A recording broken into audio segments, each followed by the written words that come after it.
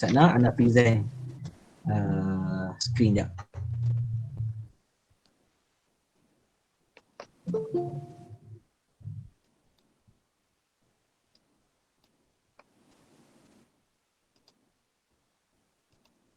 Nampak tak anak present ni?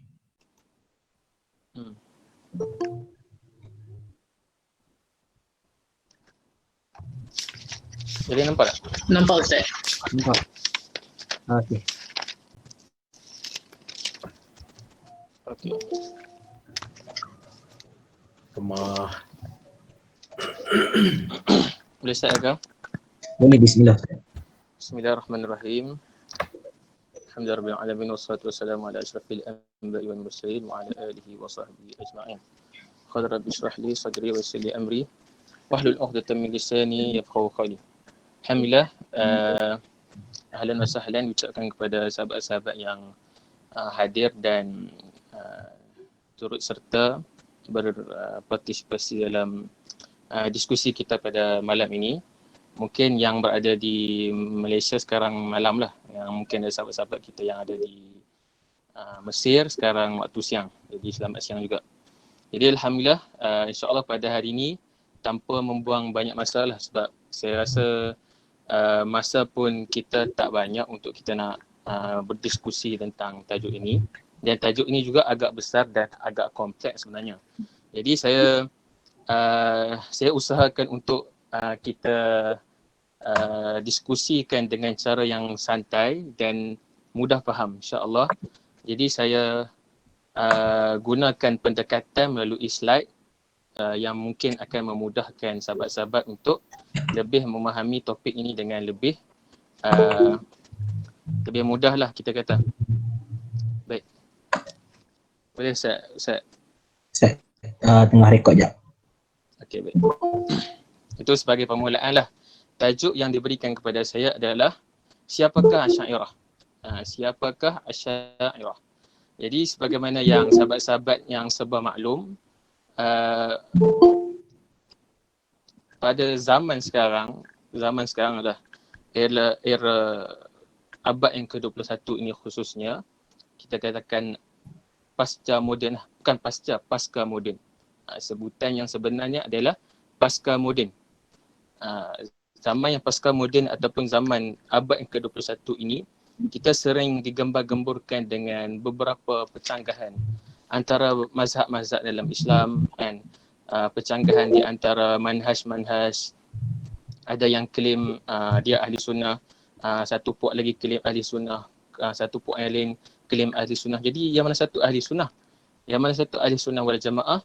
Dan ada yang kata kalau sahabat-sahabat yang datang daripada Twitter, yang kenal saya daripada Twitter, mungkin nama saya agak dikenali lah, mungkin sebab beberapa perdebatan ataupun perbincangan lah, kita kata perbincangan di antara Asy'ariyah dengan sahabat-sahabat Salafiyah dan sebagainya. Mungkin dikenali terminologi ataupun terma ataupun mustalah Asy'ariyah ni mungkin dikenali ataupun diketahui dengan cara sedemikian, dengan perdebatan, pergaduhan dan sebagainya. Jadi malam ni insyaAllah kita akan telusuri apakah maksud Asy'ariyah dan siapakah Asy'ariyah tersebut. InsyaAllah kita akan dalami perbahasan ini dengan lebih perinci dan lebih detail. InsyaAllah pada hari ini kita tengok pada slide yang kedua, apa yang kita nak bincangkan pada hari ini. Okay, yang pertama kita ada 3 sesi ataupun 3 slot lah. Yang pertama kita akan bincangkan tentang terminologi ahli sunnah wal jamaah dan Asy'ariyah, dan kita akan telusuri, kita akan bedah serba sedikit tentang etimologi, apa itu ahli, apa itu sunnah, apa itu jamaah dan apa itu Asy'ariyah daripada sudut bahasa dan istilah. Yang kedua kita akan masuk ke perbincangan sejarah perkembangan mazhab Asy'ariyah dan tokoh-tokoh Asy'ariyah sepanjang zaman, dan kita akan berikan data-datanya kepada sahabat-sahabat sekalian. Dan yang terakhir jika ada masa dan mungkin topik yang agak berat, iaitu gagasan ataupun kita sebut sebagai idea lah. Gagasan ni terjemahan Melayu kepada idea. Idea itu serapan daripada bahasa Inggeris. Jadi kalau sahabat-sahabat sekarang nak gunakan perkataan idea ataupun kalau sebutan yang lebih tepat adalah idea. Jadi sebutan ataupun beka Melayunya adalah gagasan. Gagasan bermaksud idea lah. Idea Madrasah Asy'ariyah. Okey, boleh skip seterusnya. Baik. Jadi kita akan bahaskan daripada aspek etimologi. Apa itu etimologi? Etimologi ini adalah suatu kajian, satu kajian tentang asal usul sesuatu perkataan. Itu kita selalunya dibahaskan ataupun dipelajari dalam topik linguistik lah. Jadi etimologi adalah kajian tentang asal usul bahasa. Contohnya kita kata bahasa Melayu kita banyak serapan daripada bahasa Arab, daripada bahasa Inggeris, daripada Sanskrit dan sebagainya. Jadi macam mana kita nak tahu sesuatu perkataan tu asalnya dari mana? Itulah dimasukkan dalam pembelajaran tentang etimologi. Baik. Kita bahaskan kepada 3 perkataan dulu. Ahli, sunnah, wal jamaah. Yang pertama ahli maksud apa? Ahli maksudnya bermaksud keluarga. Kita kata apa? Ahlil bait. Kan? Kita kata ahli maksudnya keluarga lah. Keluarga. Kemudian boleh juga dimaksudkan ataupun definisikan sebagai pengikut dan golongan. Ahli, alif, ha, lam boleh diterjemahkan kepada keluarga, pengikut ataupun golongan. Yang kedua perkataan sunnah. Okay, sunnah saya simbolkan dengan B dengan S. B itu bermaksud daripada sudut bahasa, S tu daripada sudut syarak ataupun istilah lah. Okay, sunnah daripada sudut bahasa adalah jalan ataupun perilaku. Sunnah, kalau siapa yang sebelum ni dah belajar Al-Quran dan sunnah sebagainya, perkataan ini sangat sangat popular dan juga menjadi salah satu terma polemik di kalangan pengajian Islam. Kan? Jadi sunnah adalah jalan ataupun perilaku. Jadi daripada satu ilmu, itu maksud dia. Kalau kita nak masuk ke ilmu lain, contohnya sunnah itu diterjemah ataupun didefinisikan sebagai sesuatu perbuatan yang bila kita buat kita dapat pahala, kita tak buat kita tak dapat dosa. Itu maksudnya kita bincangkan daripada 2 ilmu yang berbeza. Jadi pada sudut bahasa, sunnah itu adalah jalan ataupun perilaku. Perilaku itu maksudnya perbuatan lah. Dan daripada sudut istilah ataupun syaraknya, manhaj nubuwah yang diradai dalam agama ditempuhi oleh Rasulullah SAW, para sahabat baginda dan golongan yang meneladani baginda. Maksudnya yang mengikut baginda. Dan ada tambahan yang saya terlupa, saya tertinggal kat situ, yang selamat dari syubhat dan hawa nafsu. Jadi takrifat ini diberikan oleh Ibnu Rajab Al-Hambali dalam kitab dia Kashf Al-Qurbah fil Was Ahlil Qurbah. Jadi Ibnu Rajab Al-Hambali mendefinisikan terma ini. Jadi jelas maksud as-sunnah. Kemudian kita pergi kepada perkataan yang ketiga, iaitu jamaah. Okey, apa maksud jemaah? Maksud jemaah adalah daripada sudut bahasa, kebersamaan mencapai satu matlamat yang kolektif, iaitu bila mungkin sahabat-sahabat sini ada yang daripada yang terlibat dalam contohnya pada Haraki dan sebagainya, jadi perkataan jemaah ni agak popular juga. Dan beza di antara jemaah dengan kumpulan, dengan pasukan. Jadi benda tu selalu disebut-sebut lah.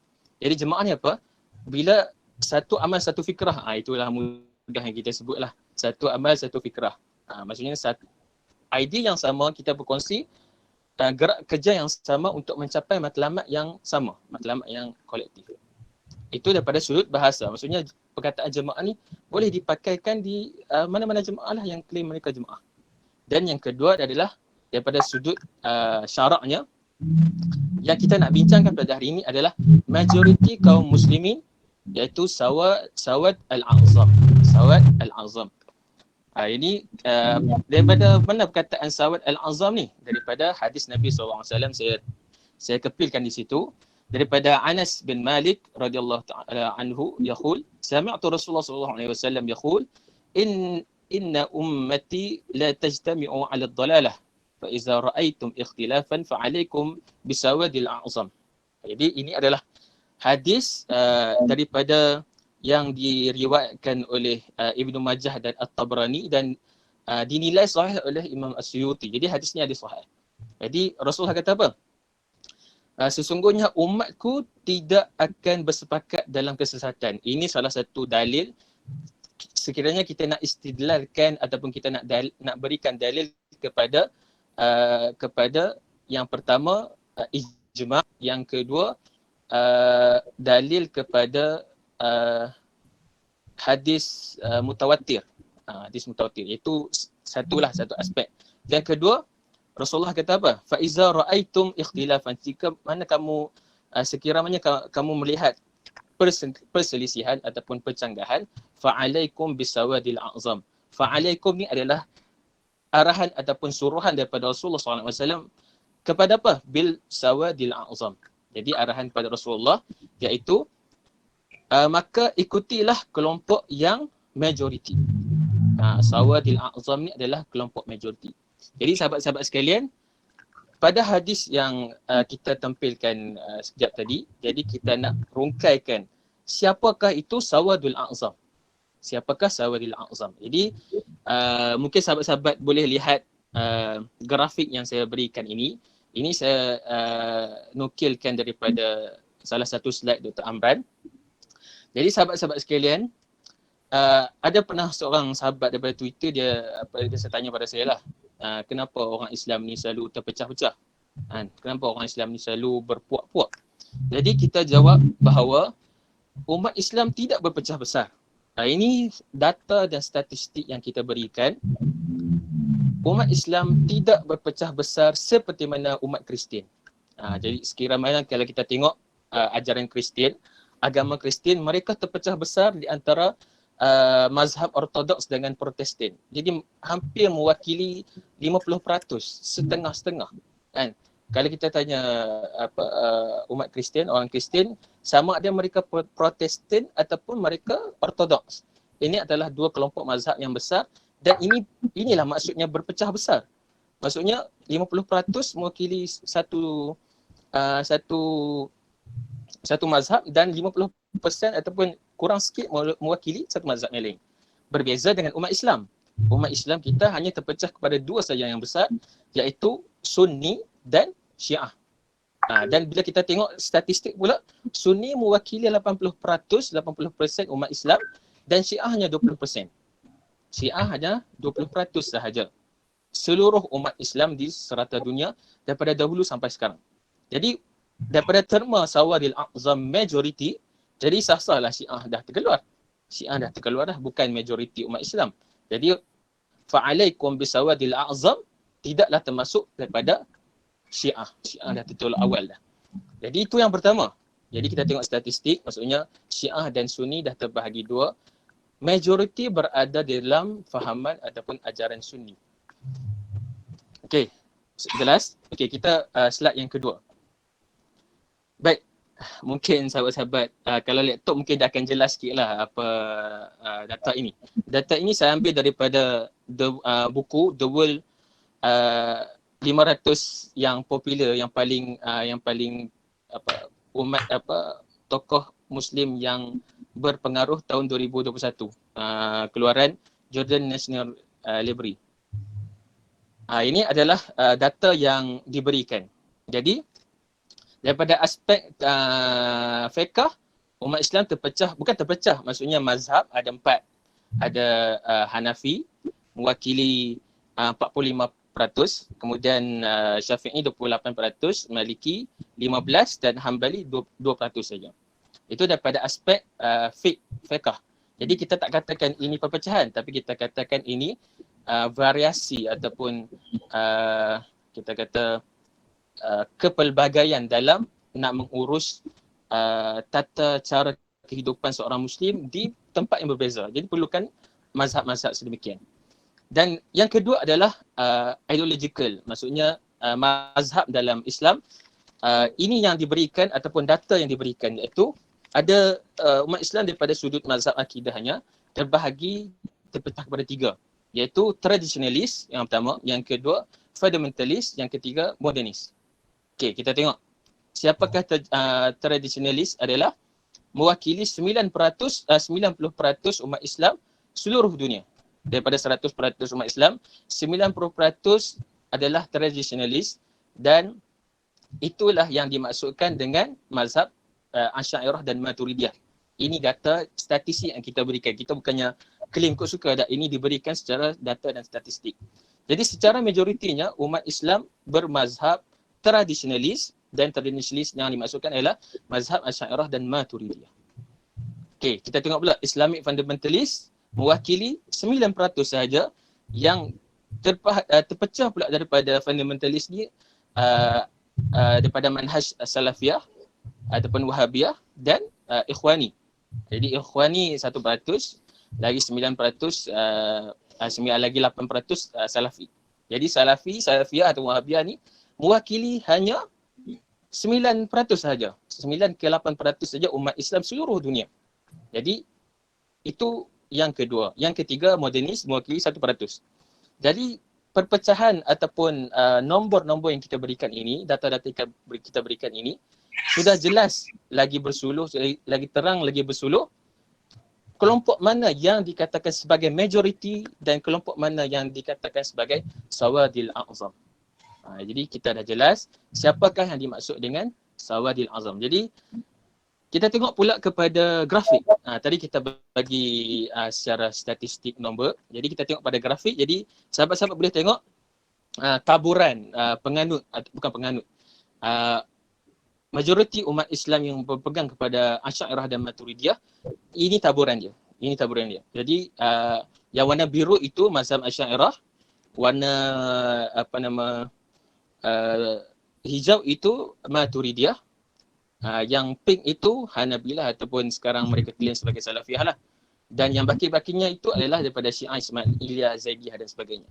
Daripada kita tengok daripada aspek ini sahaja, daripada aspek statistik dan aspek grafik yang kita berikan, jelas kepada kita siapakah sawadil a'zam yang diberikan ataupun dimaksudkan oleh Rasulullah SAW.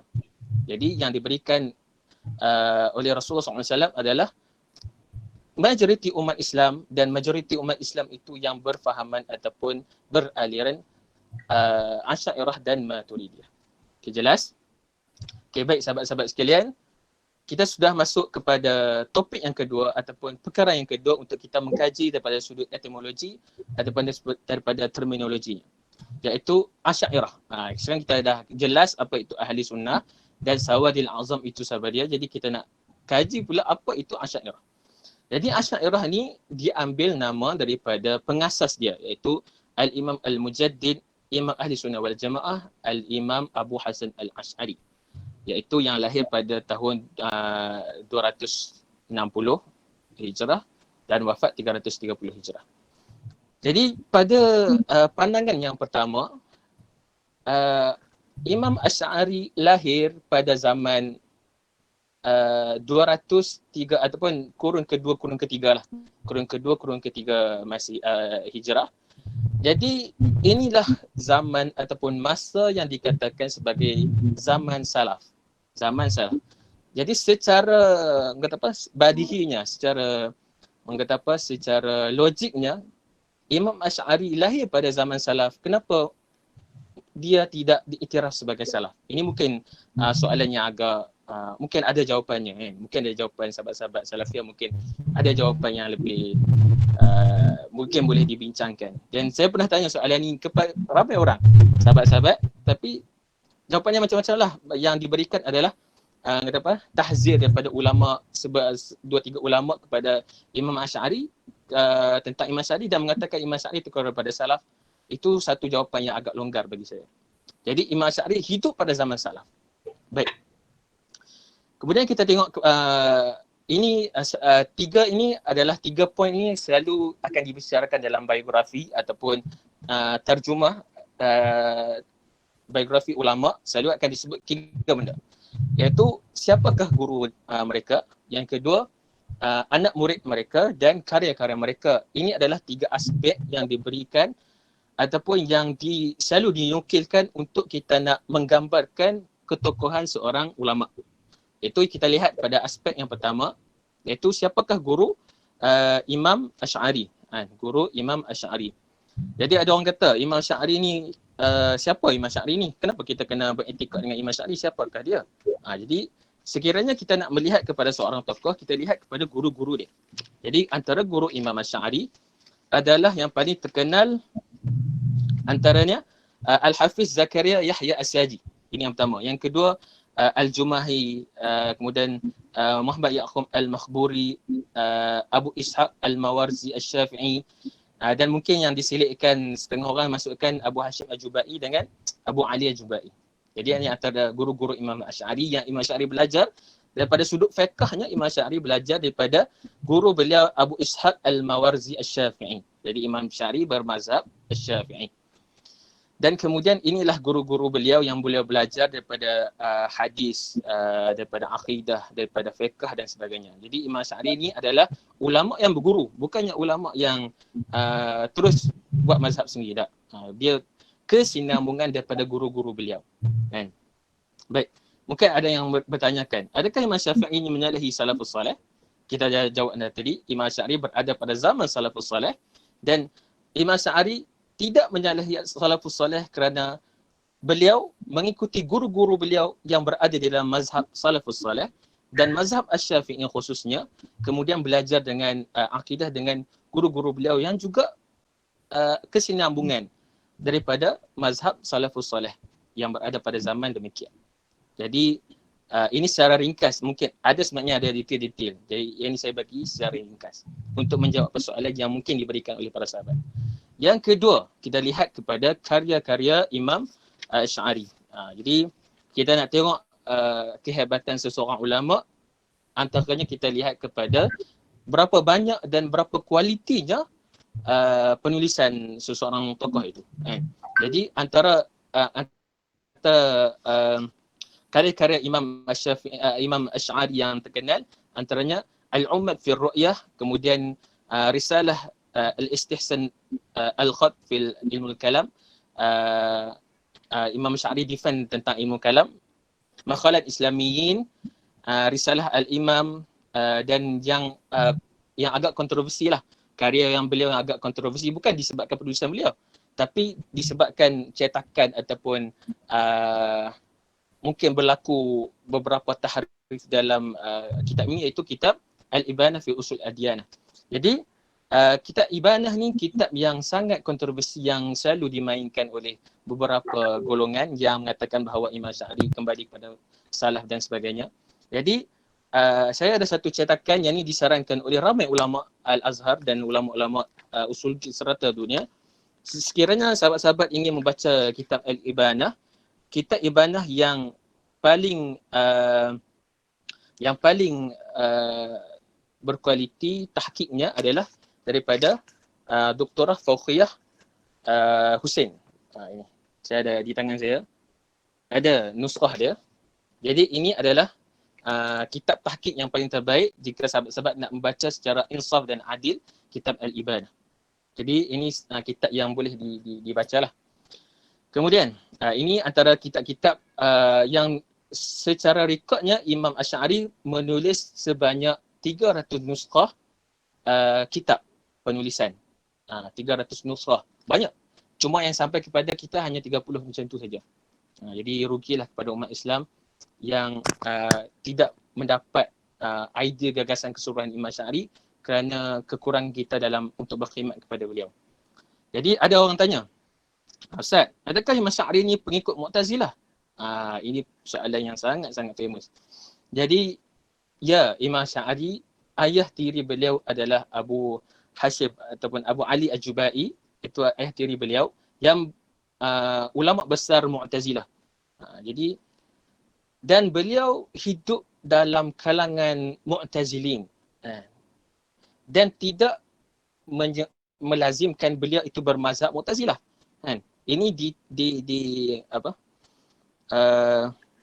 dia beri pengesahan oleh guru kami Syekh Allahumma salli ala sayyidina Muhammad, Syekh Jamal Faruq At-Taqab, bahawa Imam Asy'ari tidak langsung terkesan dengan fahaman Mu'tazilah. Kerana apa? Hujah yang paling kukuh adalah pada ketika mana Imam Asy'ari dikatakan bermazhab Mu'tazilah, beliau tidak langsung menulis apa-apa penulisan berkaitan dengan fahaman Mu'tazilah. Itu menjadi bukti ataupun dalil bahawa Imam Asy'ari tidak terkesan dengan Mu'tazilah. Sedangkan pada ketika itu beliau berada dikelilingi oleh orang-orang Mu'tazilin untuk mendalami apa itu Mu'tazilah, dan ketika mana beliau berasa kuat dan kukuh hujah, barulah beliau keluar dan mengisytiharkan beliau ahli sunnah wal jamaah dan berdebat, berintegrasi dengan fahaman Mu'tazilah secara jelas dan kukuh. Itu yang kita boleh dapat daripada apa isu yang diberikan, iaitu adakah Imam Asy'ari ini Mu'tazilah dan sebagainya. Dan setelah Imam Asy'ari bermazhab ahli sunnah wal jamaah, hampir 300 kitab, 300 nuskhah penulisan yang beliau tuliskan menunjukkan bahawa kekuatan beliau mendokong mazhab ahli sunnah wal jamaah. Itu yang pertama. Yang kedua, adakah akidah Imam Asy'ari mengikut Aristotle? Mungkin ini antara soalan-soalan yang agak panas juga yang diberikan kepada kita. Imam Asy'ari ni belajar ilmu kalam. Ilmu kalam ni daripada Aristotle, daripada Plato, daripada Greek dan sebagainya. Adakah Imam Asy'ari mengikut fahaman Aristotle, falsafah Aristotle? Kita katakan tidak sama sekali. Hujahnya apa? Dalilnya apa?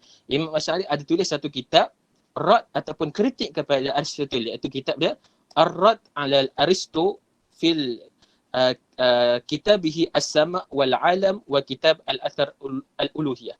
Ini kitab ini ditulis oleh Imam Asy'ari untuk kritikan balas kepada idea-idea yang dibawakan oleh Aristotle. Jadi jelas kepada kita, Imam Asy'ari tidak mengikut Aristotle, malah menulis satu kitab untuk kritik fahaman ataupun idea-idea yang dibawakan oleh Aristotle. Jelas? Okey, seterusnya kita lihat kepada murid-murid Imam Asy'ari. Jadi kehebatan seseorang guru itu kita lihat kepada murid-muridnya. Jadi Imam Asy'ari, antara murid yang terkenal yang di bawah tangan beliau adalah Al-Imam Abu Al-Hasan Al-Bahili. Ini mungkin kita tak berkenal sangat mungkin, dan sahabat-sahabat boleh cari tokoh-tokoh sedemikian. Kemudian Abu Bakar Al-Ismaili, Al-Imam Abu Zaid Al-Marwazi dan sebagainya. Ramai anak murid Imam Asy'ari. Jadi jelas kepada kita tiga aspek ini sudah membuktikan ketokohan Imam Asy'ari. Jadi saya tak mau sebut tentang keturunan beliau, keturunan Imam Asy'ari langsung kepada sahabat Nabi SAW, Abu Musa Al-Asy'ari. Itu daripada sudut keturunan kita tak mahu sentuh. Kita sentuh daripada sudut secara akademik, iaitu daripada guru, anak murid dan karya beliau. Jelas? Itu menunjukkan ketokohan Imam Asy'ari, seorang ulama yang kuasai banyak bidang, dan beliaulah imam ahli sunnah wal jamaah, imam kita. Baik, dan atas dasar nama beliau diambilkan nama itu sebagai Al-Asy'ariyah, iaitu ulama-ulama ataupun pengikut-pengikut beliau yang mengikut metodologi ataupun mazhab yang diasaskan oleh beliau. Baik, sekarang kita tengok pada sejarah perkembangan mazhab Asy'ariyah. Ini kita tengok daripada sudut sejarah pula. Daripada sudut sejarah. Okey, pada kurun yang ketiga Hijrah, kurun ketiga Hijrah ini adalah satu kurun yang sangat-sangat bermakna bagi umat Islam, kerana zaman ini dikenali sebagai Az-Zaman Az-Zahabiyah, zaman keemasan umat Islam, kerana pada zaman kurun ketiga ini adalah zaman lahirnya ramai ilmuwan besar yang mengasaskan bidang-bidang yang sangat pelbagai dalam ilmuwan Islam, dalam turas tradisional umat Islam. Daripada bidang hadisnya, lahirnya Imam Bukhari, Imam Muslim. Kemudian daripada fiqhnya, ahli-ahli khidmat dalam mazhab Syafi'i, Maliki dan sebagainya. Kemudian dalam bidang at-tasawuf. Ramai ulama-ulama yang hadir, yang lahir pada zaman ini. Jadi, ini zaman keemasan umat Islam, dan ada satu side, dapat dark side lah dalam zaman keemasan umat Islam ini. Bila banyaknya pertumbuhan ilmu, banyak juga muncul aliran-aliran mubtadi', aliran mu'attilah kita kata, aliran-aliran bid'ah yang dipelopori oleh kaum Mu'tazilah. Jadi zaman ini juga Mu'tazilah berkembang pesat. berkembangnya ilmu-ilmu Islam, dalam masa yang sama berkembang satu aliran yang sangat dominan ketika itu, iaitu fahaman Mu'tazilah. Kan? Kita tengok, saya buat garis masa itu. Mu'tazilah mendapat dokongan 3 khalifah Abbasiyah. Khalifah Al-Mutawakkil, Khalifah Ma'mun dan Khalifah Mu'tasim. Ini khalifah mereka approach approach istana untuk mereka kukuhkan mereka punya fahaman, sehingga khalifah seperti Al-Ma'mun dan sebagainya, Al-Mu'tasim mengeluarkan polisi-polisi yang sangat keras ketika itu. Antara yang menjadi satu fitnah ketika itu adalah fitnah khalqul Quran. Zaman inilah zaman Mu'tazilah memegang kekuasaan. Kemudian kita tengok, bukan sekadar Mu'tazilah ini mendapat dokongan daripada pemerintah, mereka juga mendapat dokongan daripada puak-puak kecil yang sudah terpecah daripada umat Islam, iaitu sokongan daripada Khawarij, daripada Syiah Imamiyah, daripada Ismailiyah, Zaidiyah. Jadi ketika itu Khawarij, Syiah dan sebagainya yang kita tengok ni, mereka tengok Mu'tazilah dah dominan. Jadi daripada aspek politiknya, baik kita bergabung dengan Mu'tazilah untuk melawan Ahli Sunnah wal Jamaah. Jadi ketika itu, zaman itu Mu'tazilah menjadi dominan, menjadi majoriti. Kita tak kata majoriti, menjadi dominan. Menjadi dominan ketika itu kerana mereka memegang pemerintahan, mereka mendekati pemerintah, kemudian mendapat sokongan daripada sektor-sektor kecil ini. Kemudian berlaku perbenturan ni maksudnya perkelahian di antara dua aliran yang sangat ekstrim ketika itu, iaitu mazhab Mu'tazilah dan mazhab Hawashiyah. Dua mazhab ini yang berbenturan, bergaduh untuk dalam nak memenangi umat Islam ketika itu. Jadi dua ini, yang pertama Mu'tazilah yang mengutamakan akal dalam memahami nas atau memahami agama. Yang kedua Al-Hawashiyah, mereka rigid dengan teks sahaja, tanpa dan mereka mengesampingkan penggunaan akal. Dua mazhab yang berada pada kutub yang berbeza. Dan ketika mana pergaduhan di antara dua mazhab ini, lahirnya Al-Imam Abu Hasan Asy'ari, iaitu yang mengasaskan fahaman Ahli Sunnah wal Jamaah, bukan mengasaskan, mengemudi ataupun mengembalikan fahaman Ahli Sunnah wal Jamaah, iaitu yang mengimbangkan teks wahyu dan akal dalam memaknai tauhid, dalam nak memahami agama secara holistik dan secara menyeluruh. Jadi kita gabungkan, Imam Asy'ari gabungkan penggunaan akal dan teks wahyu. Jadi ketika itu, jadi Imam Asy'ari lahir dan memberi solusi. Jadi ini saya buat gagasan Imam Asy'ari yang seberingkas. Ada dua kelompok, iaitu yang sebelah kiri, kita kata leftist kan. Leftist itu bukan leftist, tak boleh. Kalau right wing, kita kata right wing Hasyawiyah, iaitu mereka adalah tekstualis, iaitu satu golongan yang rigid dengan teks. Kita hanya faham teks secara literal, sudah cukup untuk memahami agama. Ini golongan Hasyawiyah. Dan di leftist pula adalah golongan Mu'tazilah ataupun kita katakan rasionalis, yang hanya memahami agama dengan menggunakan akal semata-mata. Epistemologi mereka hanya akal semata-mata. Untuk memahami agama dengan menggunakan akal sudah mencapai kebenaran. Jadi di antara dua golongan ini datang Imam Abu Hasan Asy'ari membawa aliran ataupun mazhab beliau, iaitu wahyu dan akal, integrasi di antara wahyu dan akal. Jadi ini secara basic sahaja. Jadi sahabat-sahabat sekalian, perbenturan di antara dua kelompok ini bukan berlaku pada dunia Islam saja. Ia juga berlaku di ketika mana Barat, falsafah Barat pun berlaku juga, iaitu ketika mana ada dua juga kelompok, iaitu kelompok rasionalis yang diasaskan oleh René Descartes, rasionalis, dan bertembung dengan satu lagi aliran empiricis, ataupun golongan yang diasaskan oleh Bacon dan John Locke. Dua ini mereka bergaduh daripada sudut epistemologinya. Rationalist hanya memakai akal, memakai minda. Empiricist hanya menggunakan kajian hawas panca indera saja. Jadi berlaku pertempuran di antara dua golongan ini.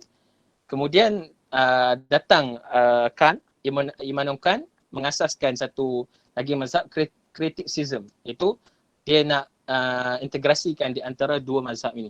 Jadi juga berlaku di barat. Di dunia Islam dan di dunia barat berlaku perkara demikian.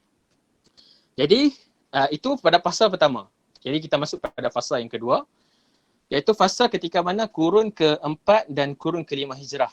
Ini dipelopori oleh generasi kedua Asy'ariyah, murid kepada murid Imam Asy'ari, iaitu mereka kebanyakannya murid daripada Imam Al-Bahili. Antaranya adalah Al-Ustaz Ibnul Furat, Al-Baqillani dengan Al-Asfaraini.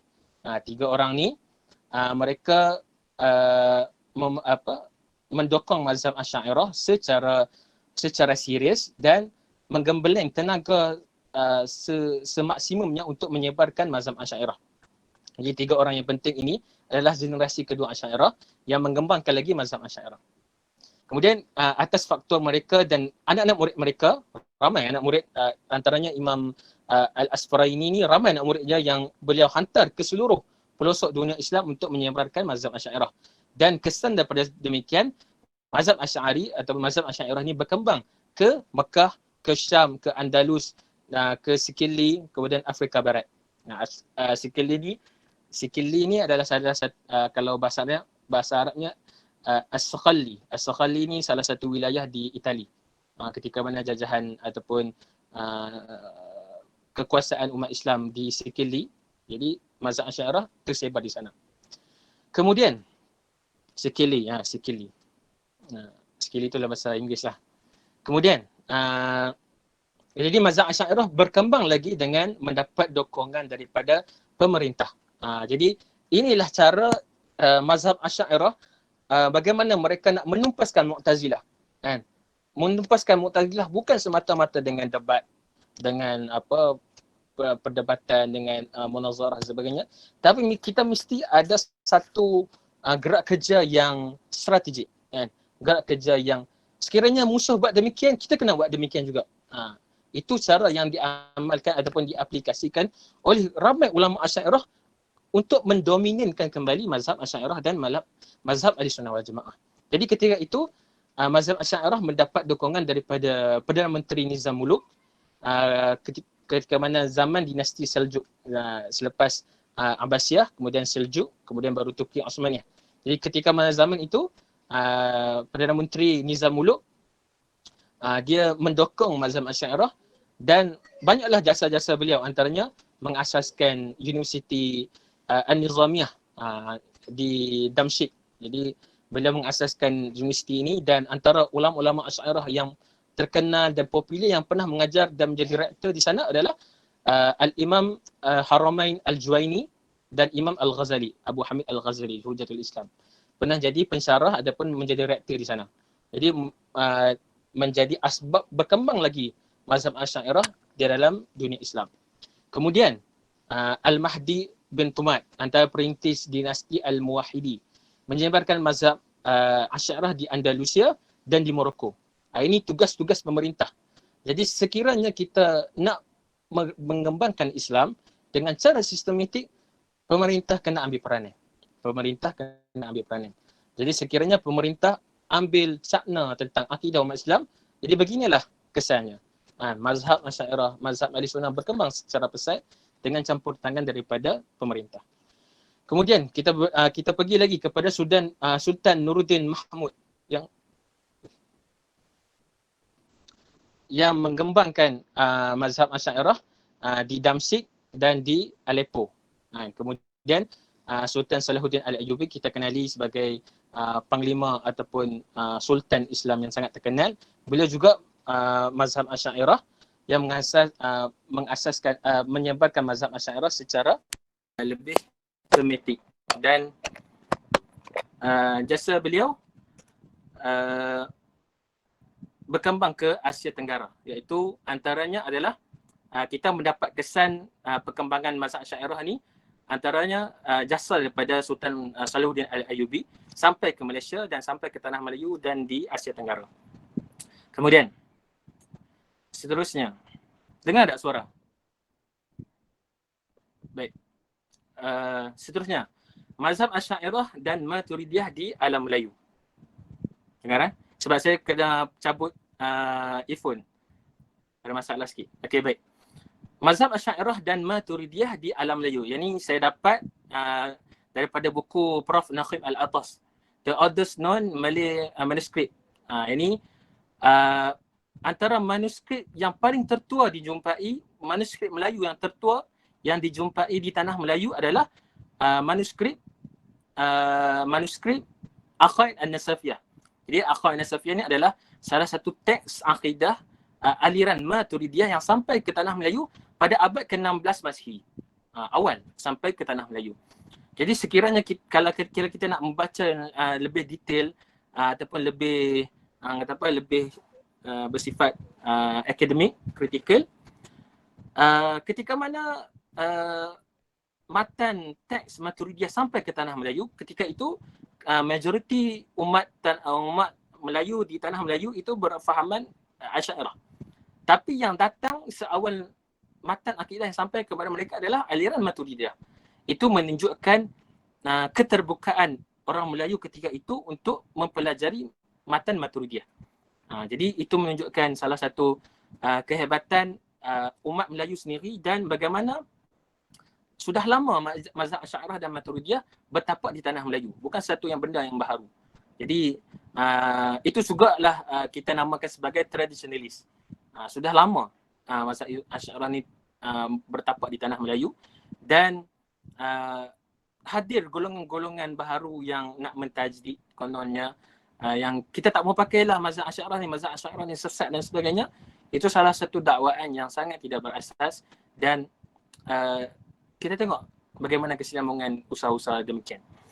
Baik, sekarang kita menuju kepada topik yang seterusnya iaitu tokoh Asy'ariyah. Jadi sekiranya kita hendak mengetahui keberkesanan ataupun kelestarian sesuatu mazhab, kita tengok berapa ramai tokoh yang menganut ataupun yang menggunakan metod sesuatu mazhab. Contohnya kalau kita nak kata bagaimana hebatnya mazhab Syafi'i dikhidmatkan oleh ramai ulama Syafi'iyah. Bukannya hanya usaha Imam Syafi'i saja. Nanti insya-Allah akan diberangkat oleh Ustaz Azam Khair tentang perkembangan mazhab Syafi'i. Jadi macam tu juga aspek yang kita kena lihat kepada mazhab Asy'ariyah. Bukannya usaha Imam Asy'ari saja dan anak murid saja, tapi tokoh-tokoh yang hadir zaman berzaman membuktikan mazhab Asy'ariyah ni relevan dan menjadi pegangan majoriti umat Islam. Okey. Dan ini dinilai daripada sudut akademik dan fakta. Bukannya kita hanya omongan kosong semata-mata. Jadi kita ada bukti dan data. Seterusnya. Okey, ini adalah fakta. Hampir 99% dari ilmuwan Muslim dalam pelbagai lapangan ilmu zaman berzaman, daripada kurun ke-3 sampai kurun ke-14 sekarang, sampai kurun ke-21 Masihi, majoriti ilmuwan ulama Islam adalah bermazhab Asy'ariyah dan Maturidiyah. 99%. 99% yang bermazhab Asy'ariyah dan Maturidiyah.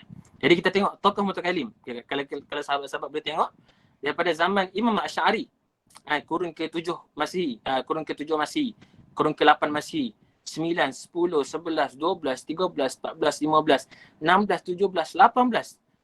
Hampir kita katakan 10 kurun ini didominasikan oleh ulama teologi ataupun ulama ahli kalam daripada mazhab Asy'ariyah.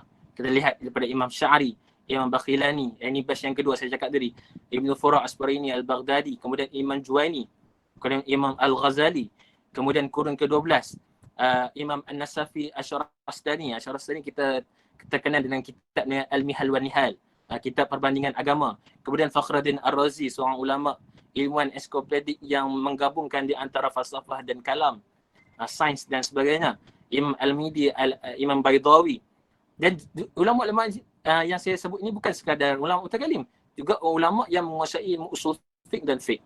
Kemudian Imam Al-Iji, Imam Taftazani, Sanusi, Jurjani, Ibn Kamal Pasha, betul, Ibn Khaldun. Ibn Khaldun juga pemazhab Asy'ariyah yang terkenal dengan kitabnya Al-Muqaddimah. Salah seorang sosiologis yang mengasaskan ilmu sosiologi, Ibn Khaldun, juga bermazhab Asy'ariyah. Jadi ini tokoh-tokoh zaman berzaman yang bermazhab Asy'ariyah menunjukkan bahawa kekuatan dan relevannya mazhab Asy'ariyah ni bukan dianut dengan ulama yang biasa-biasa, ulama yang hebat yang kita pegang setiap zaman. Kalau sahabat-sahabat boleh tengok yang warna yang lain, warna biru tu Al-Kindi, Al-Farabi, Ibn Sina, ini adalah mazhab Al-Falasifah. Kalau sahabat-sahabat yang pernah belajar kitab akidah, ada dinamakan falasifah, inilah golongannya. Tokoh yang berpegang dengan mazhab Aristotelian dengan Neoplatonism. Dua ni pegangan mereka. Kemudian Ibn Rushd dan sebagainya. Dan ada satu tokoh yang agak terpencil, iaitu Syekh Ibn Taymiyah. Dia seorang je. Kalau kita katakan sebagai heroik, dia seorang je bawa satu mazhab yang berlainan dengan majoriti ramai ulama Islam zaman berzaman. Ibn Taymiyah dan akan disambungkan oleh Muhammad bin Abdul Wahab pada kurun ke-18. Panjang tempoh di antara Ibn Taymiyah dan Muhammad Abdul Wahab itu. Sedangkan mazhab Asy'ariyah berkesinambungan setiap zaman dan didokong oleh ulama dan tokoh-tokoh yang sangat terkenal dalam dunia Islam. Dan kita tengok pula kat bawah tu, mazhab Asy'ariyah juga didokong oleh kerajaan Seljuk, Ayubi, Mamluk dan Osmaniyah. Dan Osmaniyah ni kalau kita katakan bukan Asy'ariyah lah, dia Maturidiyah sebab bermazhab Hanafi. Okey, seterusnya. Dan ini tokoh-tokoh muhaddis dan fuqaha sepanjang zaman. Mungkin sahabat-sahabat boleh baca secara ringkas. Saya nukilkan daripada kitab Tabaqat Asy-Syafi'iyah. Ini Tabaqat Asy-Syafi'iyah karangan Tajuddin Subki, dan Tabin Kazim Muftari karangan Ibnu Asakir. Ini antara muhaddis. Orang kata Asy'ariyah ni hanya akidah. Mana ulama-ulama hadis, mana tokoh-tokoh hadis? Ini kita senaraikan. Lebih kurang 40 tokoh fuqaha dan muhaddis yang beraliran Asy'ariyah. Kita tanya siapakah Asy'ariyah? Inilah tokoh-tokohnya. Kan? Ini tokoh-tokohnya. Saya bagi masa sikit untuk baca. Kalau dah habis baca, nantilah slide nanti saya bagi, nanti boleh baca dan buat rujukan. Dan ini adalah tokoh Asy'ariyah abad ke-21, abad kita lah, kurun kita. Kalau kita tengok daripada kiri, ini semua ulama-ulama besar dunia Islam. Bukannya ulama yang ulama yang biasa-biasa. Kan? Ulama-ulama besar dunia Islam. Kita tengok daripada kiri, Syekhul Akbar, Syekh Ahmad Taib, Syekhul Azhar sekarang, yang beliau memegang tampuk Al-Azhar, dan semua santri Al-Azhar berfahaman Asy'ariyah. Bukan semua, majoriti, mungkin ada sebahagian yang beraliran lain. Jadi majoriti anak didik beliau adalah bermazhab Asy'ariyah. Dan yang kedua, Al-Imam Abdullah bin Bayah, seorang ulama tokoh usuli zaman kini, zaman kontemporari, yang mempromosikan keamanan tentang maqasid syariah dan sebagainya. Al-Imam bin Bayah. Kemudian Syahid Syekh Said Ramadan Al-Buti juga bermazhab Asy'ariyah. Kemudian Maulana Syekh Ali Jumaah, mantan mufti Mesir. Dan bila kita tengok pula ulama-ulama ni, mereka bukan keseorangan. Mereka juga membawa madrasah anak-anak murid mereka. Contohnya Al-Imam Maulana Syekh Ali Jumaah ada anak-anak murid yang ramai. Antara Syekh Usama Said Azhari, Syekh Amru Wirdani, Syekh Anas Safrat, Syekh Majdi Ashur, dan Habib Ali dan sebagainya. Ini antara anak-anak murid yang mengembangkan lagi madrasah Asy'ariyah ini. Kemudian kat bawah tu, ini daripada ulama yang senior. Kemudian ulama yang mutaakhir ini, mutakalim global yang berasal daripada Jordan, Syekh Sa'id Fudah, yang banyak mengarang kitab-kitab tentang Asy'ariyah, berdebat dengan golongan Salafiyah, ada yang berdebat dengan falsafah daripada barat dan sebagainya. Kemudian Habib Umar bin Hafiz yang daripada Yaman juga bermazhab Asy'ariyah, yang membawa manhaj Al-Ba'lawi. InsyaAllah nanti selepas ni akan ada liqa Asy'ariyah. Siri komposisi tak ingat akan dibentangkan oleh Ustaz Ali Imran tentang tentang manhaj Habib ini secara lebih detail lah. Kemudian tokoh daripada negara kita sendiri, takdir kita, Al-Habib Prof. Syekh Muhammad Naqib Al-Attas. Orang kata ni Ustaz ni Tok Arab benar ni? Tak, orang Melayu. Orang Melayu kita yang bermazhab Asy'ariyah, yang banyak tulis kitab tentang falsafah, tentang metafizik, tentang pelbagai kajian-kajian ilmu, tentang bahasa, tentang kesusastraan. Jadi banyak karya-karya beliau yang sahabat-sahabat boleh cari, dan beliau adalah bermazhab Asy'ariyah. Dan yang terakhir yang paling belakangan yang mungkin sudah famous, semua orang kenal, Syekh Hamzah Yusof, salah seorang pendakwah dan ulama yang sekarang mendapat nama di Amerika Syarikat, yang membawa mazhab Asy'ariyah juga, dan beliau lebih terkenal dengan Sufi, seorang Sufi. Baik. Kita masuk kepada yang poin kita yang terakhir tentang gagasan ataupun idea Asy'ariyah. Ini agak complicated sikit, insyaAllah kita akan pergi sedikit demi sedikit lah. Jadi saya buat quote kat situ sikit. Asy'ariyah bukan semata-mata pegangan akidah, malah sebagai tiang kukuh membina peradaban umat Islam. Jadi Asy'ariyah ni kita bukan sembang pasal Allah kat langit ke, Allah kat mana, Allah kat tempat. Barang siapa yang hanya memahami Asy'ariyah, hanya bercakap soal demikian, maka dia tidak memahami Asy'ariyah secara detail dan perinci. Jadi saya akan berikan beberapa gagasan Asy'ariyah. Ada 4, ini saya simpulkan secara ringkas sahaja. Mungkin lepas ini akan ada likot-likot seterusnya akan bincangkan secara detail. Yang pertama tentang sifat 20 lah. Jadi mazhab Asy'ariyah ni lebih dikenali dengan mazhab yang menggunakan metodologi sifat 20. Sifat 20. Jangan lagi. Okey, sifat 20. Jadi ada orang tanya, Ustaz, apa nama, kita tahulah tadi Ustaz sebut pasal tokoh-tokoh, dia pun memang belajar pasal sifat 20 sebagainya. Macam mana dengan umat Islam yang marhin ini? Adakah mereka Asy'ariyah juga? Ya, mereka juga bermazhab Asy'ariyah. Dengan sifat 20 ni bukan semata-mata kita hafal, tapi hafal tu pun satu benda yang dalil jugalah kan. Kalau sahabat-sahabat sini daripada kecil hafal wujud ada khidam sedia bakhak kekal. Jadi dijadikan nasyid untuk mudahkan kita hafal. Dan mungkin penasyid-penasyid kita dulu juga bermazhab Asy'ariyah juga secara automatiknya lah. Secara tak sengajanya. Ada mungkin mereka betul-betul dalami mazhab Asy'ariyah untuk membumikan fahaman sifat 20 ini kepada marhin. Sampai kita boleh hafal sifat 20 ini. Jadi sifat 20 ini menjadi salah satu petanda bahawa majoriti umat Islam di Malaysia khususnya berfahaman Asy'ariyah, dan bukan semata-mata sifat 20 ini 20 saja. Kita juga kena fahami dengan cara bagaimana sifat 20 ini berfungsi untuk menjaga iman kita. Kemudian kita ada ilmu kalam. Kemudian interaksi teks wahyu, kemudian interaksi dengan pemikiran semasa. Okay, seterusnya kita go detail sikit secara perinci. Kenapa perlu belajar sifat 20? Ini persoalan orang tanya. Kenapa Ustaz? Kenapa nak kena belajar sifat 20? Kenapa tak belajar Tauhid 3 aja? 3, 20. 3 yang lagi mudah kan? Kenapa nak jenuh nak fikir banyak-banyak sifat 20? Ini antara sebabnya. Secara umumnya, ini diambil daripada syarahan Syekh Sa'id Huda, iaitu ada kita kata mujmal dan mufassil. Secara mujmalnya, kita belajar sifat 20 adalah kita kena percaya bahawa Allah Ta'ala punya semua sifat kesempurnaan. Ini antara maqasid, tujuan matlamat untuk kita belajar sifat 20. Untuk kita yakin bahawa segala kesempurnaan yang kita pernah terfikir, yang pernah ada di muka bumi ini, yang pernah ada yang di alam semesta ini, semua sifat kesempurnaan adalah milik Allah Subhanahu Wa Ta'ala. Itu antara intipati dalam pembelajaran sifat 20. Dan yang kedua adalah mustahil bagi Allah memiliki segala sifat kekurangan dan kesamaan dengan makhluk. Ini antara intipati yang kedua. Bila kita belajar sifat 20, sekiranya kita belajar sifat 20 dan kita tak terkeluar dua benda ini, maksudnya kita belajar sifat 20 tak habislah. Ataupun kita tak faham sifat 20 tu secara betulnya. Sekiranya kita belajar sifat 20 dengan secara sistematik dan baik, maka akan keluar intipati dua ini.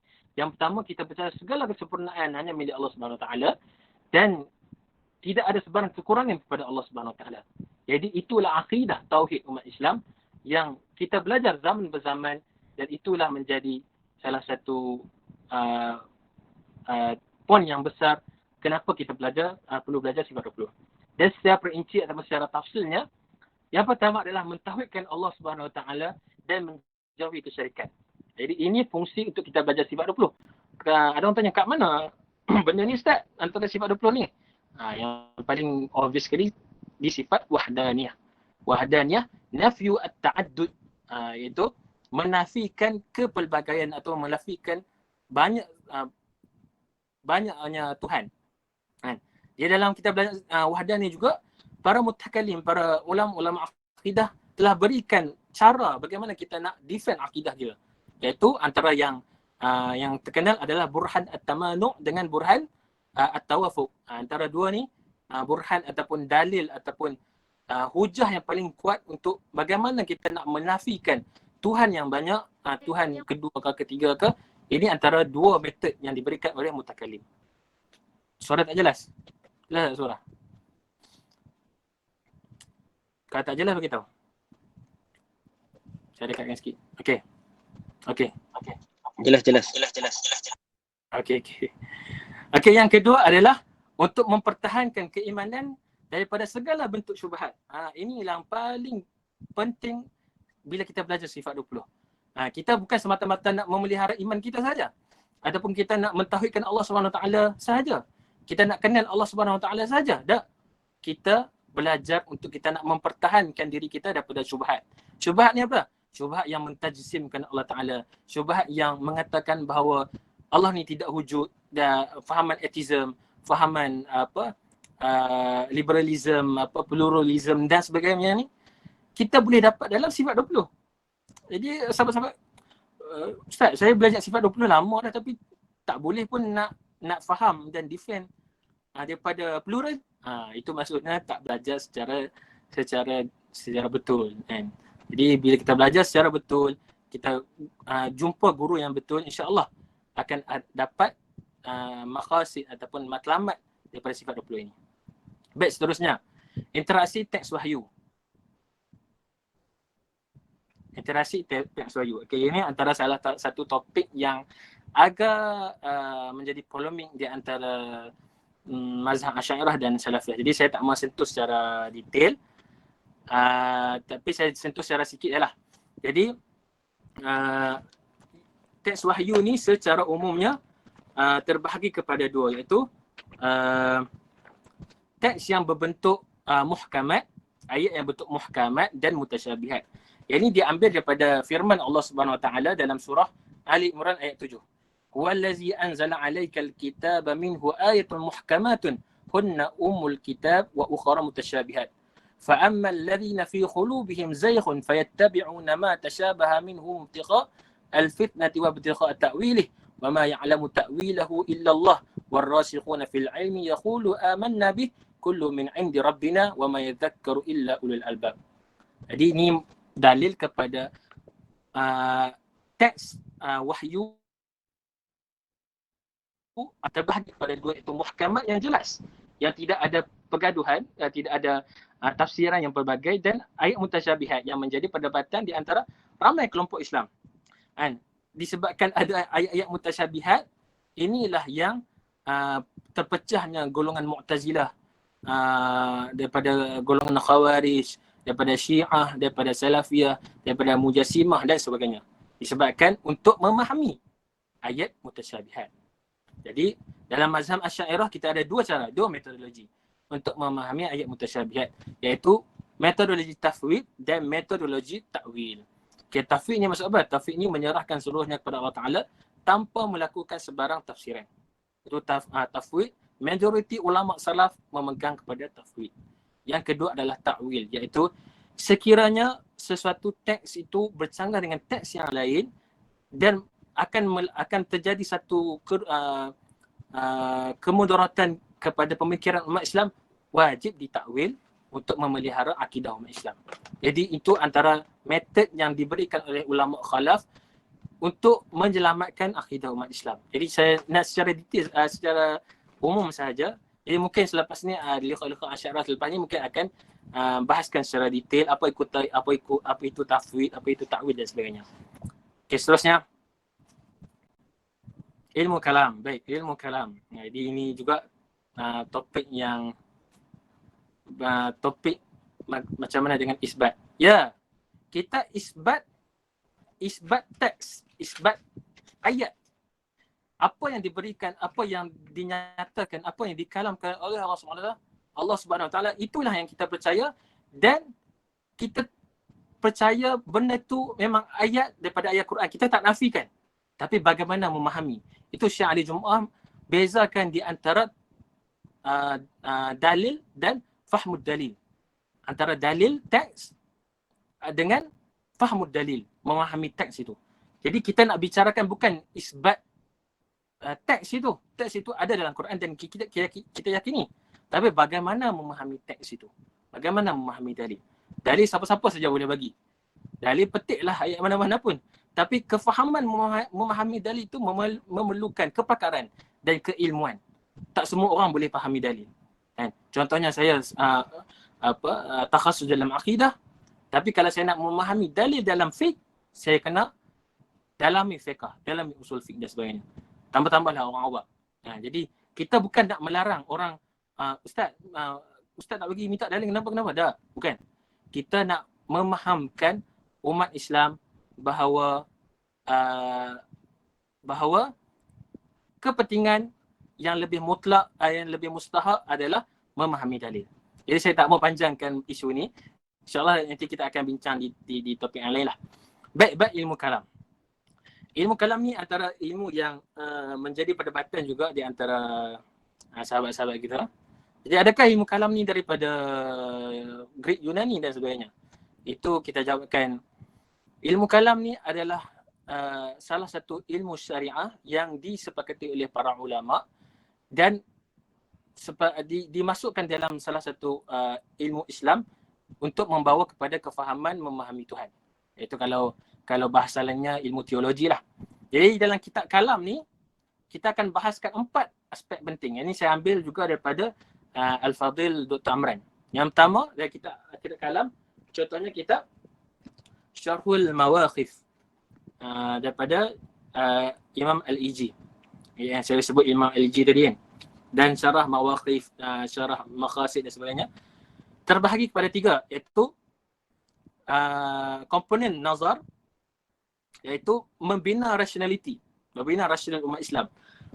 Jadi sebelum kita nak masukkan topik ilahiyat, topik tentang ketuhanan, kita diasuh dan diajar dan dididik oleh ulama Islam, ulama mutakalim untuk ajar bagaimana berfikir secara baik dahulu. Berfikir secara kritis. Sekiranya kita diajar, kita dah berfikir secara baik, barulah kita ada keupayaan untuk memahami persoalan tentang ketuhanan. Jadi apa yang dibincangkan tentang hukum akal, pembahagian hukum akal, tentang epistemologi, tentang teori ilmu, tentang sumber ilmu dan kebenaran. Jadi ini adalah topik yang awal yang diberikan, yang selalu dibincangkan. Kalau sahabat-sahabat pernah belajar kitab Kharidah Bahiyah, ini adalah komponen yang pertama tentang taksim hukmul akli. Dan ada 3. Wajib akal, harus akal, mustahil akal. Itu adalah topik komponen untuk mengajar umat Islam untuk berfikir secara rasional. Jadi akidah ni tidak boleh taklid. Akidah tidak boleh taklid. Akidah kena ada kepercayaan yang kukuh. Yakin 100%. Itu barulah kita namakan sebagai al-ilm ataupun akidah. Dan yang seterusnya, komponen yang kedua adalah komponen al-mawjudat. Al-mawjudat ni, selepas kita dah berfikir secara baik, kita akan memahami, kita akan dapat tahu kewujudan Tuhan dengan melalui alam. Sebab apa? Sebab benda yang paling hampir dengan hawas kita, paling hampir dengan emosi kita adalah alam lah. Benda yang berada di sekeliling kita. Kan? Kita tengok pokok, kita tengok rumput, kita tengok binatang, kita tengok awan, kita tengok langit. Jadi perkara-perkara itu akan membawa kita kepada kepercayaan kepada wujudnya Tuhan. Ini adalah salah satu istidlal ataupun cara pendalilan ulama mutakalim dalam mengenai memahami kewujudan Tuhan. Itu dalam dalam kitab kalam isbat as-sani', untuk mengisbatkan adanya Tuhan. Dibincangkan tentang alam. Jadi alam, kenapa saya kata sains? Sebab ilmu kalam adalah seperti mana ilmu usul fiqh mengkaji dalil wahyu, teks Al-Quran dan Sunnah, sebegitulah ilmu kalam mengkaji dalil-dalil al-kauniyah. Jadi dalil ni ada dua, dalil wahyu, Al-Quran dan Sunnah, dan dalil al-kauniyah, dalil alam. Jadi bila kita kata dalil alam ni, maksudnya bila kita tengok pokok, kita tengok awan, kita tengok langit, jadi semua itu dibahaskan dalam ilmu sains, dalam ilmu fizik, dalam ilmu biologi, ilmu kemis. Jadi itu juga kalau kita simpulkan, itu jugalah dinamakan sebagai ilmu kalam, iaitu ilmu mengkaji tentang alam. And then kalau sahabat-sahabat baca kitab kalam, baca kitab Imam Al-Ijri, kitab Imam Taftazani, mereka juga menguasai ilmu sains dan ilmu fizik, kan. Sebelum ni saya ada kongsikan kat Twitter tentang antaranya tentang dalil akal, wajib akal adalah setiap jirim itu memenuhi ruang. Sekiranya para mutakallim ini tidak menguasai sains dan fizik, bagaimana mereka mengeluarkan kaedah demikian yang sama dengan prinsip sains. Jadi saya pun baca syarah Imam Tazani tentang ruang, tentang masa, tentang macam-macam lah. Bila kita belajar ilmu kalam ni, kita nampak keseimbangan ataupun integrasi di antara ilmu kalam dengan ilmu sains. Akan bincang tentang kewujudan, ontologi, fizik, metafizik, jawhar dan arad. Jadi dibincangkan dalam komponen al-mawjudat. Yang ketiga, kemudian barulah kita masuk dalam ilahiyat. Jadi ilahiyat ni lah kita bincang tentang tauhid, tentang bagaimana nak mentauhidkan Allah Subhanahu Wa Taala dan menjauhi kesyirikan. Dan kita bincang tentang sifat wajib, sifat mustahil, sifat jaiz bagi Allah Taala. Kemudian kita belajar tentang qada dan qadar, baik buruk, tahsin wa takbih dan sebagainya. Kemudian yang terakhir adalah komponen an-nubuwat, iaitu risalah ataupun syariat yang dibawakan oleh Nabi SAW. Kemudian tentang mukjizat, tentang perkara sam'iyat dan firak-firak dalam Islam. Jadi ini antara komponen-komponen dalam ilmu kalam yang dibawa oleh mazhab Asy'ariyah kepada umat Islam. Dan yang terakhir adalah interaksi mazhab Asy'ariyah dengan pemikiran semasa. Ini yang saya nak tekankan kepada sahabat-sahabat yang Asy'ariyah sekalian, yang tidak hanya berada di takah pembelajaran kitab turas sahaja. Kita orang yang belajar kitab turas ni mesti memahami turas dengan sebaiknya, kemudian aplikasikan untuk kita nak interaksi dengan pemikiran semasa, dengan idealism yang hadir sekarang kepada umat Islam. Jadi pada sudut aspek sejarahnya juga kita tengok bagaimana Asy'ariyah berinteraksi dengan fahaman Mu'tazilah, berhujah dan berintegrasi dengan fahaman Mu'tazilah sehingga Mu'tazilah terkubur pada kurun ke-7 ke-8 Hijrah. Sampai sekarang kita dah tak dengar fahaman Mu'tazilah. Sebab apa? Dengan jasa ulama-ulama Asy'ariyah yang dipelopori oleh Imam Abu Hasan Asy'ari, dan juga kita tak nafikan Imam Ahmad Ibn Hanbal juga berjasa dalam untuk berlawan dengan Mu'tazilah, kemudian diteruskan oleh dengan ulama-ulama Asy'ariyah sehinggalah fahaman Mu'tazilah terkubur dan umat Islam bersih daripada fahaman Mu'tazilah sehingga sekarang. Dan seterusnya pada kurun ke-7 ke-8 Masihi, sebelum tu lagi, meruntuhkan falsafah Aristotelian dengan Neoplatonism yang dibawakan oleh Al-Farabi, Al-Farabi, Al-Kindi. Ini antara falsafah Islam yang juga dikenali sebagai falsafah Al-Falasifah Al-Masyaiyun ataupun peripatetik, falsafah yang mengikut Aristotle dengan Plato. Inilah falsafah yang ikut Aristotle dan Plato dan Greek dan sebagainya.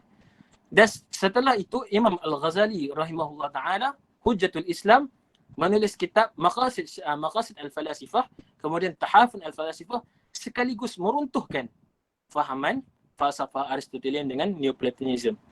Yang sekiranya Imam Ghazali tidak berbuat demikian, mungkin sampai sekarang ada umat Islam yang menganut ajaran Aristotle dan Plato sampai sekarang. Tapi jasa Imam Ghazali menyebabkan kita bersih fahaman kita daripada fahaman falsafah yang mengarut-ngarut ni kan. Kemudian kalau kita tengok, saya lupa nak bawa dua kitab, Tahafut Al-Falasifah dengan Tahafut Al-Tahafut Ibn Rushd yang kembali rat Imam Ghazali. Sebab apa Imam Ibn Rushd dia nak kembalikan balik falsafah prespatetik ni, tapi tak berjaya. Di rat balik oleh ulama Asy'ariyah yang lain, sehingga fahaman ini tidak menjadi fahaman umat Islam sampai sekarang. Kemudian menjawab syubhat mujassimah dan musyabihah. Ada yang kata Allah Ta'ala duduk di atas arsy lah, macam-macam lah. Allah ni ada tangan kiri, kanan, ada mata, ada macam-macam fahaman-fahaman mujassimah yang sesat ini telah dijawab dan dipatahkan oleh ulama Asy'ariyah. Antara ulama yang paling berjasa adalah Imam Tajuddin Subki. Antara ulama yang banyak rat ulama-ulama demikian.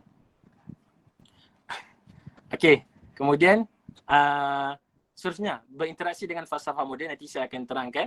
Kemudian zaman kita sekarang pasca moden, zaman abad ke-21, berinteraksi dengan saintism. Saintism apa? Saintism ni adalah salah satu epistemologi baru yang mengatakan bahawa satu-satunya sumber untuk mendapat kebenaran adalah melalui sains. Jadi ini juga salah satu fahaman baharu yang muncul pada kurun ke-21. Kemudian atheism dan sebagainya lah. Liberalism, pluralism. Semua itu telah dijawab oleh ulama-ulama Asy'ariyah. Kita tunggu gali saja. Okey. Seterusnya. Ini saya ambil daripada Prof. Amran. Ini antara Asy'ariyah dan Neoplatonism, iaitu gagasan daripada falsafah Islam yang Ibn Sina, Ibn Rushd dan sebagainya ni. Ini mungkin tak faham, saya mudahkan slide seterusnya. Ini antara idea-idea peperangan pemikiran di antara Asy'ariyah dan Neoplatonism. Yang pertama, occasionalism dengan naturalism. Ini kita dapat dalam kitab Qaridah Bahiyah pun kita dapat. Antara occasionalism iaitu Tuhan ataupun Tuhan Allah Subhanahu Wa Taala ini ada campur tangan Allah Subhanahu Wa Taala dalam penciptaan alam. Jadi ini adalah fahaman occasionalism, iaitu al-khalq, penciptaan. Yang kita berdebat dengan fahaman falasifah yang mengatakan bahawa alam ini terjadi sendiri, terjadi secara semula jadi. Fahaman naturalism atau bi'iyah. Jadi kalau siapa baca Kharidah dia akan dapat tahu istilah ni ada kat mana. Kemudian atomism. Ini dibawakan oleh Imam Al-Ghazali dalam dalam Allah SWT Al-Ikhtisar fil I'tiqad, dan kebanyakan yang kitab-kitab kalam dan akidah yang membicarakan tentang Al-Jawhar Al-Firq, Jawhar Al-Farq, yang bertentangan dengan fahaman monism, iaitu Al-Kulliyah. Al-Kulliyah ataupun monism ni adalah salah satu idea daripada Aristotle yang mengatakan bahawa alam ini terjadi daripada bongkah yang besar. Jadi ini antara fahaman yang ditolak oleh falsafah barat sekarang, dan sekarang falsafah dan sains pun ambil idea daripada ulama Asy'ariyah tentang atomism, iaitu segala segala benda yang ada kat dunia ni hasil daripada susunan atom. Susunan atom. Dan ini juga para ulama Asy'ariyah dalam kitab-kitab kalam dan kitab-kitab akidah. Dan sekaligus meruntuhkan fahaman-fahaman yang menyeleweng ini, dan juga menjadi fondasi kepada sains dan falsafah moden sekarang. Kemudian mekanik universe, iaitu hudus al-alam. Itu alam ni baharu, alam ini adanya awal. Kemudian berhujah dengan salah satu teori daripada Al-Farabi, iaitu Nazratul Al-Faid, iaitu teori limpahan, iaitu Tuhan ni, alam ni terjadi adalah ilal ma'lul, ataupun bukan ilal ma'lul, limpahan daripada Tuhan. Tuhan ni, alam ni terjadi daripada zat Tuhan dan sebagainya lah. Jadi teori hudus alam ini menjadi salah satu hujah yang kuat yang mengatakan bahawa alam ini diciptakan oleh Tuhan dan alam ini ada awalnya. Dan juga beberapa kalau kita tengok fizik pun sekarang sudah mempercayai bahawa alam ini ada permulaannya, Big Bang antaranya. Kan? Sebab sebelum Stephen Hawking ada fahaman daripada sains yang mempercayai bahawa alam ini ex nihilo. Itu tidak ada permulaan.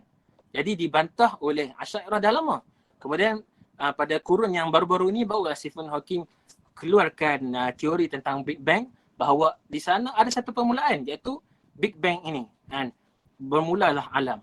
Jadi di situ membuktikan bahawa ketepatan idea daripada ulama-ulama Asy'ariyah. Dan yang terakhir adalah empirical nominalism yang bertentangan dengan essentialism, iaitu ini dibincangkan dalam teori ilmu atau epistemologi tentang bagaimana fahaman falsafah ini mempercayai bahawa kalau senanglah falsafah daripada Plato, iaitu theory of form, iaitu kebenaran itu ada di satu form yang lain, bukan di alam yang nyata. Jadi itu dibantah oleh ulama Asy'ariyah yang membuktikan bahawa kebenaran itu boleh didapati dengan hawas, dengan panca indera, dan boleh mencapai kebenaran. Jadi ini antara pencanggahan ataupun perdebatan di antara Asy'ariyah, sehingga fahaman Neoplatonism ini terbatal dan runtuh daripada pemikiran umat Islam, dan umat Islam terselamat daripada pemikiran-pemikiran demikian. Dan seterusnya yang terakhir. Dan yang terakhir ini, slide yang terakhir adalah nak membuktikan bahawa Asy'ariyah, ulama-ulama Asy'ariyah bukan sekadar meruntuhkan ataupun berdebat dengan falsafah barat, tetapi juga menyumbang dalam peradaban falsafah barat khususnya dan peradaban manusia umumnya. Iaitu daripada Imam Hujjatul Islam, Imam Al-Ghazali rahimahullah, antara banyak idea-idea beliau ataupun gagasan-gagasan beliau diambil oleh ilmuwan barat dan dijadikan sebagai metod dalam kajian mereka.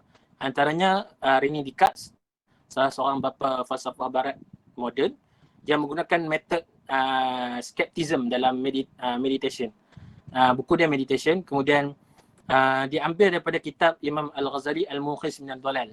Kalau siapa baca Al-Mukhis min Ad-Dhalal, topik mazhab Syukat itu, itulah yang diambil oleh René Descartes. Diambil inspirasi, kalau bahasa kasarnya mencedok lah. Sebab apa? René Descartes selepas dia menghasilkan metod skeptism ni, dia tidak mengkreditkan kepada Imam Ghazali. Jadi satu kezaliman dalam ataupun jenayah dalam bidang intelektual lah. Dia tak kisahlah benda tu. Jadi tapi dia berjasa, Imam Ghazali berjasa dalam pemikiran René Descartes juga. Kemudian Nicholas Malebranche dalam teori Accusationism, dalam buku dia Dialogue of Metaphysics and Religion, tentang Accusationism macam saya sebut tadi. Kemudian Gottfried Leibniz dalam teori teodisi. Ini teori tentang baik buruk takbih wa tahsin wa takbih, tentang etika, tentang ethics. Dalam buku dia The Best of the All Possible World. Dan yang terakhir David Hume. David Hume juga antara filsuf falsafah barat yang terkenal. Teori causality sebab akibat dalam buku dia Treatise of Human Nature.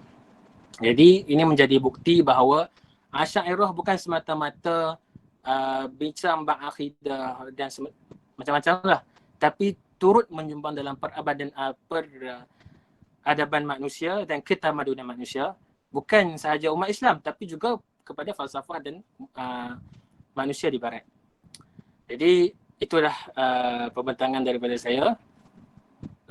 Lagi nak dekat dah 10.30. Semoga Allah Subhanahu Taala mengembalikan kegemilangan dunia Islam. Mungkin sahabat-sahabat sini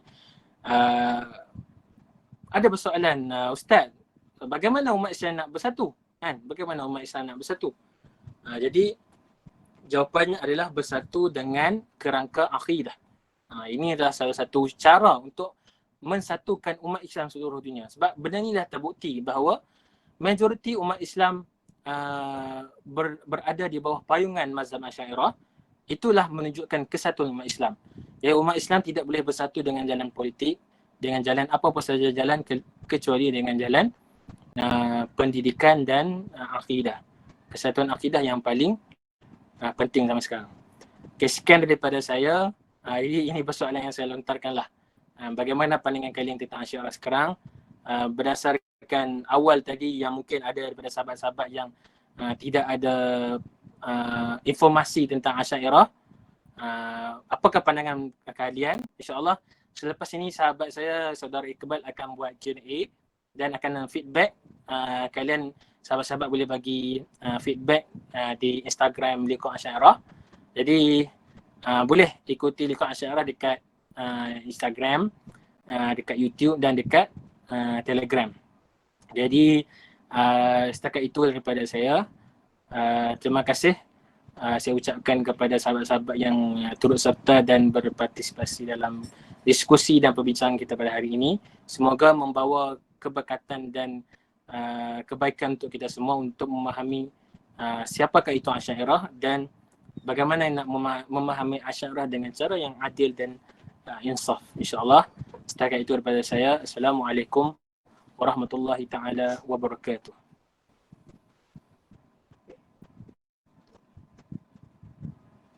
Saya serah kepada Ustaz Mushtaq. Waalaikumsalam warahmatullahi taala wabarakatuh. Ustaz Nah.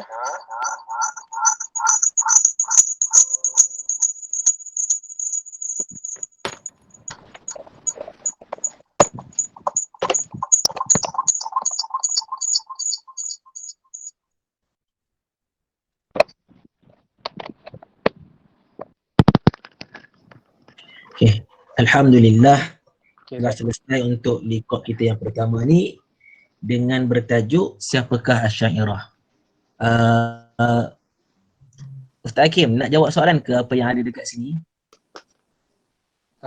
ada soalan yang panas-panas ke? Ada panas-panas jugalah sikit-sikit lah. Tapi kita masih lagi berbaki 5 minit lagi untuk sampai 10 minit. Mungkin Ustaz Hakim boleh pilih satu ataupun dua lah. Satu soalan ke dua soalan. Ada soalan, Ustaz lah pilih. Saya tak nampak sangat dekat phone ni. Okey. Mungkin saya boleh baca soalan. Mungkin saya boleh bagi komentar sikit lah. Ada daripada saudara Azim Yaakob, dia kata, Ustaz Hakim nak tanya, tidakkah golongan Asy'ariyah termasuk dalam mereka yang mencari-cari takwil padahal tidak ada yang mengetahui takwilnya melainkan Allah? Yang ayat Quran tadi yang Ustaz baca tadi tu. Ayat Quran tadi sebenarnya ada dua tafsiran daripada para ulama, iaitu dekat wa ma ya'lamu ta'wilahu illa Allah, kemudian warasikhuna fil ilmi. Jadi dekat waw tu adalah waw al-musahabah. Ada sebahagian ulama yang mentafsirkan waw itu adalah waw ataf, ataupun kita nak masukkan bahawa bukan waw musahabah, waw ataf, yang bahawa wa ma ya'lamu ta'wilahu illa Allah dan wa ma ya'lamu ta'wilahu warasikhuna fil ilmi. Orang yang rasik dengan ilmu juga akan memahami takwil. Jadi ada dua tafsiran. Yang pertama dah diwakafkan kat situ wa ma ya'lamu ta'wilahu illa Allah, hanya Allah saja yang mengetahui takwil. Dan ada sebahagian ulama yang mentafsirkan bahawa yang memahami takwil adalah Allah Subhanahu Wa Taala dan warasikhuna fil ilmi, yang mereka yang rasik dalam ilmu mereka, yang kejap dalam ilmu mereka. Jadi tidak ada masalah dalam memahami ayat ini. Jadi kita terima dua-dua tafsiran. Yang mengatakan bahawa Allah saja mengetahui takwil, dan juga orang yang rasik dalam ilmu juga akan mengetahui takwil. Yang takwil dalam ayat mutasyabihat dalam Al-Quran. Wallahu a'lam. Okey, soalan terakhir bagi saya macam penting lah. Daripada saudara Arif Aiman, dia kata, adakah Salafi termasuk dalam Ahli Sunnah wal Jamaah? Bagaimana Asy'ariyah berhadapan dengan mereka? Saya secara peribadi saya kalau kita tanyakan bahawa adakah Salafiyah termasuk dalam Ahli Sunnah wal Jamaah, secara sebenarnya kita kena bahas isu ni dengan detail. Siapakah Salafiyah? Kalau kita nak bahas secara detail lah, siapakah Salafiyah? Sebab apa? Kalau ada salah satu buku Syekh Ramadan Buti mengatakan Salafiyah ni bukannya satu mazhab, tapi salah satu zaman yang berkat. Itu zaman salaf.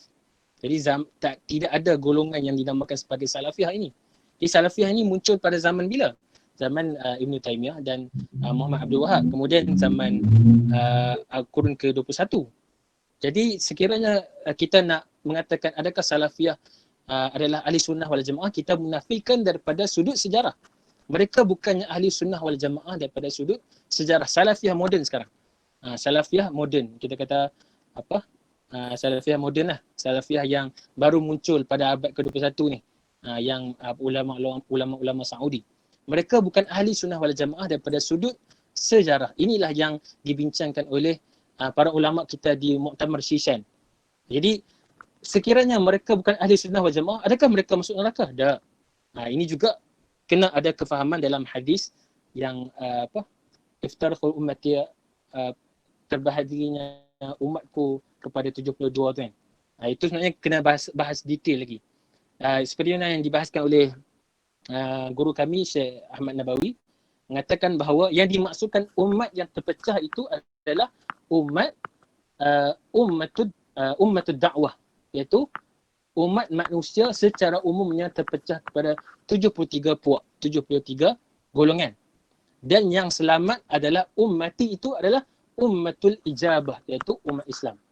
Secara rumusannya apa? Secara rumusannya adalah umat yang dimaksudkan oleh Nabi SAW yang terselamat itu adalah ummatul Islam keseluruhannya.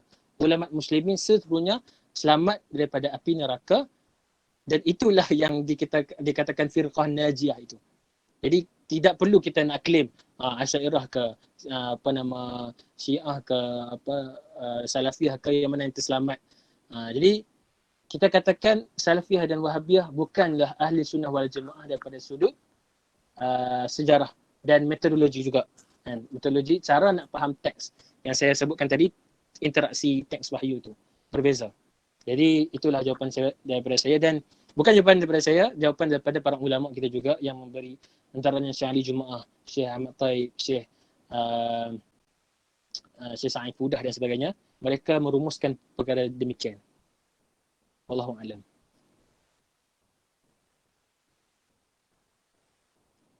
Ada lagi? Adakah Wahabi termasuk di sunnah? Tidak. Jika tidak, mengapa? Saya dah jawab tadi. Jika tidak, mengapa? Tidak masalah pun. Kalau tak jadi ahli sunnah, semua Islam. Semua ahlul qiblah. Tapi daripada sudut sejarahnya, kita dah buktikan tadi siapakah Sawadil Azam itu. Saya dah terangkan pada awal tadi. Siapakah Sawadil Azam itu daripada sudut sejarah, daripada data, daripada sudut gambaran dan sebagainya. Saya dah buktikan dah. Jadi bang siapa nak claim Salafiyah atau ahli sunnah, berikan data. Berikan hujah. Adakah mereka Sawadil Azam yang dimaksudkan oleh Rasulullah SAW? Okey, Ustaz Hakim, terima kasih banyak-banyak buat saudara saya itu Ustaz Hakim Ismail Azhari, hafizahullah taala, terhadap pembentangan yang mantap. Dan ramai juga yang bertanya, adakah lepas ini kami boleh dapat slide? InsyaAllah nanti kami akan maklum dalam grup Telegram dan sebagainya lah. Jadi insyaAllah setakat sini sajalah untuk likop pertama kita. Dan jangan lupa bahawa kita masih lagi ada berbaki 10 likop lagi. Dan insyaAllah akan bertambah sampai jadi 100 likop. Sampai 100 likop. InsyaAllah.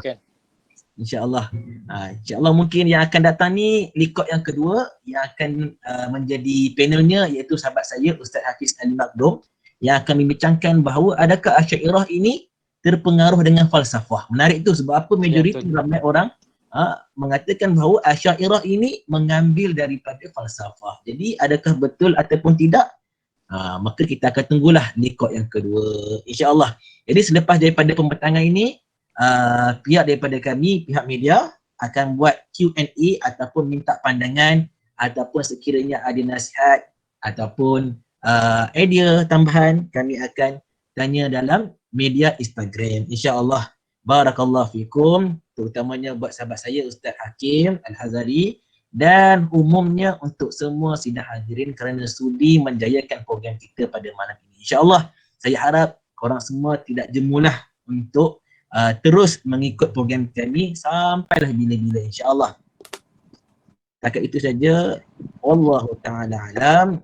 Sebelum itu, untuk pembentangan kita malam ini and then seterusnya akan ada rakaman dan kami akan masuk ke dalam YouTube. Jangan lupa subscribe kita punya Instagram. Instagram pula.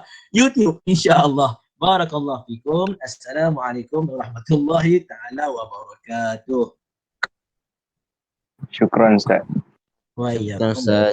Jazakumullah khairan. Syukran Memahami Ustaz. Ustaz pun. Jazakallah khair. Semoga Allah merahmati Ustaz. Memahami Syekh, memahami.